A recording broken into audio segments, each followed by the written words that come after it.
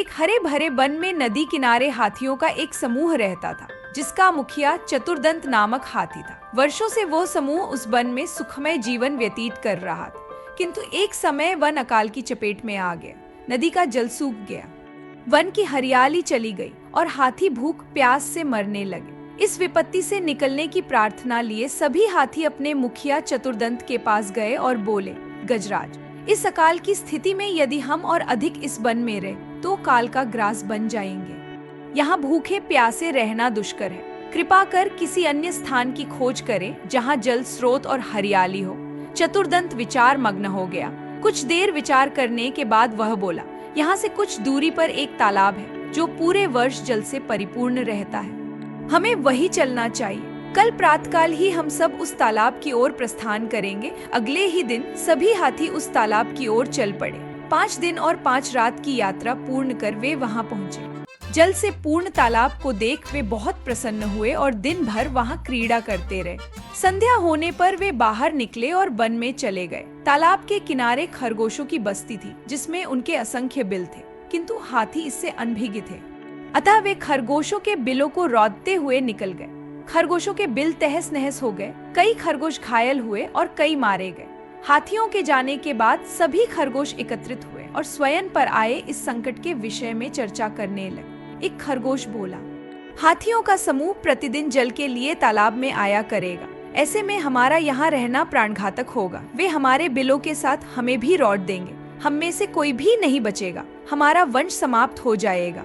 जीवन है तो सर्वस्व है। जीवन रक्षा के लिए जो संभव हो हमें करना चाहिए। परिस्थिति कहती है कि हमें जीवन रक्षा के लिए तत्काल इस स्थान को छोड़कर अन्यत्र प्रस्थान करना चाहिए। एक अन्य खरगोश बोला, हम वर्षों से इस भूमि पर निवास कर रहे। हम अपनी भूमि क्यों छोड़ें? इस भूमि पर हमारा अधिकार है। हमें हाथियों से बात कर उन्हें यहाँ आने से रोकना चाहिए, किंतु उनसे कौन बात करेगा? कौन उन्हें समझाएगा?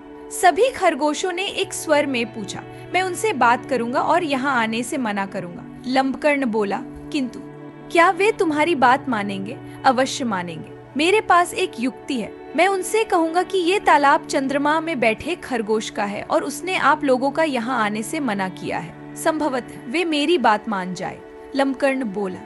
अगले दिन लंबकर्ण हाथियों के मुखिया से मिलने तालाब के मार्ग में स्थित एक ऊंचे टीले पर बैठ गया। जब हाथियों का समूह वहां से गुजरा तो वो हाथियों के मुखिया चतुर्दंत से बोला, गजराज, क्या आपको ज्ञात नहीं ये तालाब चांद में रहने वाले खरगोश का है? आपको बिना उसकी अनुमति के इस तालाब के जल का उपयोग नहीं करना चाहिए। चतुर्दंत ने पूछा, तुम कौन हो?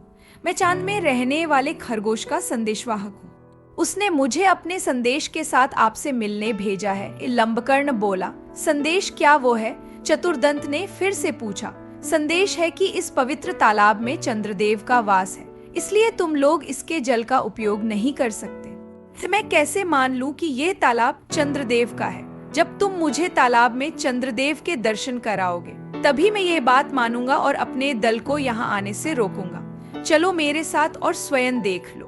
कहकर लंबकर्ण चतुर्दंत को तालाब के किनारे ले गया। उस समय तालाब में चांद की छाया पड़ रही थी। लंबकर्ण चतुर्दंत को वह छाया दिखाते हुए बोला, गजराज, देखो तालाब में चांद का वास है। अब तो मेरी बात मान लो। चांद की छाया को चंद्रदेव समझकर चतुर्दंत ने उसे प्रणाम किया और वहां से लौट गया। उसके बाद उस तालाब में हाथियों का समूह कभी नहीं आया। सीख बुद्धिमानी से किसी भी समस्या का समाधान किया जा सकता है।